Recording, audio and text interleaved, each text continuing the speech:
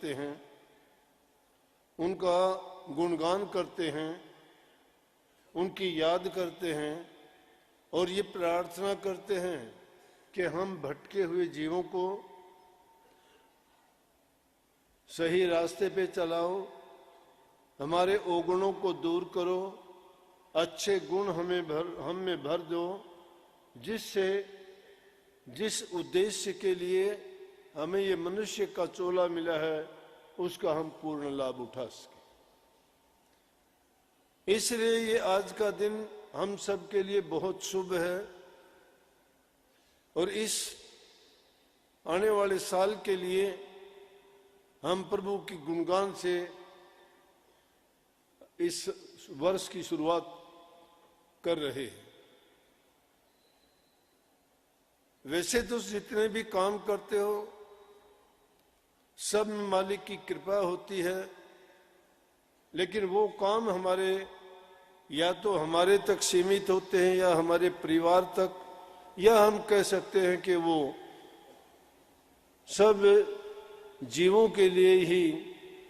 करते हैं, परंतु विशेष रूप से जो नाम भक्ति का काम किया जाता है वो सिर्फ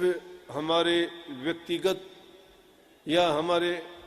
आत्म स्वरूप के लिए ही होता है,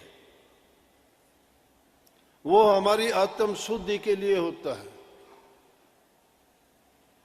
आप कह सकते हो आत्म शुद्धि के आत्म को भी कोई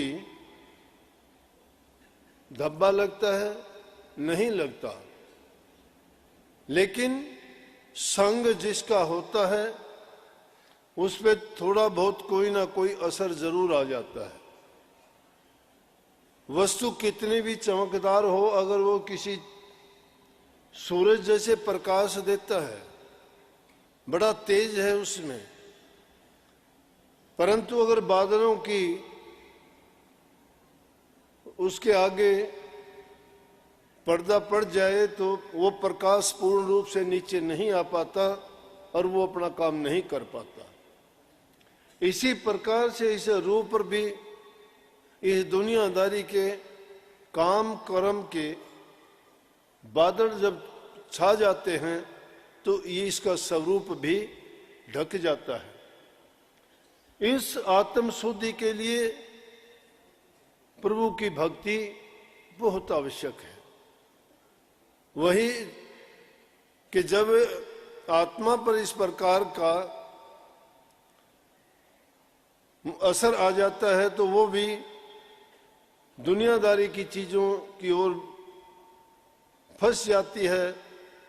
प्रभु को भक्ति से दूर चली जाती है और अपने ही स्वरूप को भूल जाती है। और उस भूल के कारण क्या होता है कि वो कर्म के माध्यम से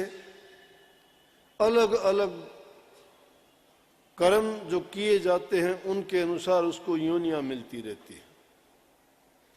परंतु इंसान के रूप में जब हमने चोला धारा है,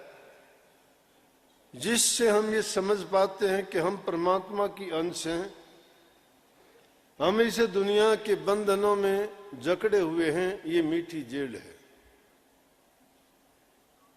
हम स्वतंत्र नहीं हैं, भले ही हम कर्म करते हैं, अपने आप को सब पर हर प्रकार से खुश भी देखते हैं, संसारी पदार्थों को पाके हमें अभिमान गुमान गर्व भी होता है। किसी को धन का गर्व है, किसी को परिवार का गर्व है, किसी को पद का गर्व है, किसी को जाति का गर्व है, किसी को प्रदेश का गर्व है। और ये गर्व, ये अभिमान सब चीजों का मूल है जो इंसान को चैन से सुख से नहीं रहने देता, यह इसको अधोगति की ओर नीचे की ओर लेके चलता है। अगर ये अहंकार हम छोड़ दें और दीनहीन और गरीब होके सिर्फ एक प्रभु की शक्ति को ही मान के उनके शरणागत हो जाएं, अपना समर्पण कर दें, अपना मन बुद्धि चित्त अहंकार सब उनके कदमों में डाल दें, निछावर कर दें अपने आप को।